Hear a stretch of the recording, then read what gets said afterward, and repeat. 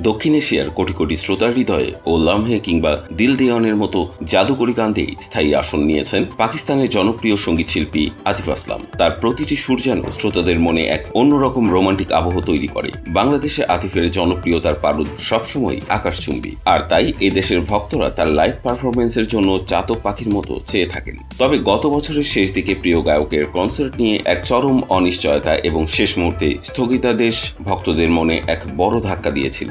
দীর্ঘ প্রতীক্ষার পর সে পুরনো হতাশা ঝেড়ে ফেলে আবারও বাংলাদেশি ভক্তদের জন্য হাজির হয়েছে বছরের সবচেয়ে বড় ধামাকা। ঢাকার মঞ্চে আবারও আতিফ আসলামের লাইভ সুরের মায়াজালে জড়ানোর সময় চলে এসেছে। বহু চড়াই উতরাই পেরিয়ে অবশেষে আতিফ আসলামের সেই স্থগিত হওয়া কনসার্টটি নতুন রূপ নিয়ে মঞ্চে ফিরছে। কনসার্টটির মূল আয়োজক প্রতিষ্ঠান মেইন স্টেজ সম্প্রতি এক আনুষ্ঠানিক সংবাদ বিজ্ঞপ্তির মাধ্যমে নিশ্চিত করেছে যে মেইন স্টেজ ফিচারিং আতিফ আসলাম শিরোনামের এই মেগা ইভেন্টটি আগামী 24 জুলাই রাজধানী ঢাকায় অনুষ্ঠিত হতে চলেছে।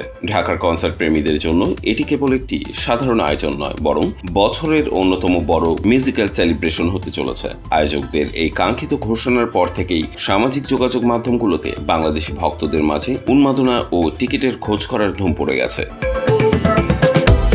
এই কনসার্টের সবচেয়ে আকর্ষণীয় ও প্রশংসনীয় সিদ্ধান্তটি এসেছে পুরনো টিকিট বিক্রেতাদের জন্য। গত বছরের ডিসেম্বরে যারা অনেক কষ্ট করে টিকিট সংগ্রহ করেছিলেন তাদের মনে টিকিট নষ্ট হওয়া বা অর্থ অপচয়ের এক ধরনের বড় আশঙ্কা ছিল। তবে ভক্তদের প্রতি পূর্ণ সম্মান দেখিয়ে আয়োজক প্রতিষ্ঠান মেইন স্টেজ জানিয়েছে পুরনো টিকিটধারীদের কোনো ক্ষতি হবে না। পূর্বের প্রতিশ্রুতি অনুযায়ী সেবার যারা টিকিট কিনেছিলেন তারা প্রত্যেকেই সেই পুরনো টিকিট দিয়ে কোনো রকম বাড়তি ঝামেলা ছাড়াই এবার কনসার্ট উপভোগ করতে পারবেন। এমনকি পুরনো দর্শকদের কাছে ডিজিটাল উপায় বা সরাসরি নতুন টিকিট পৌঁছে দেওয়ার প্রক্রিয়াও খুব শীঘ্রই চালু হবে। পাশাপাশি যারা আগেরবার টিকিট কিনতে পারেননি তাদের জন্য অত্যন্ত সীমিত সংখ্যক নতুন টিকিট ছাড়ার পরিকল্পনা রয়েছে মেইন স্টেজের। এই টিকিট বিক্রির সুনির্দিষ্ট তারিখ, আসন বিন্যাস ও মূল্য তালিকা আগামী কয়েকদিনের মধ্যে অফিসিয়াল পেজে প্রকাশ করা হবে।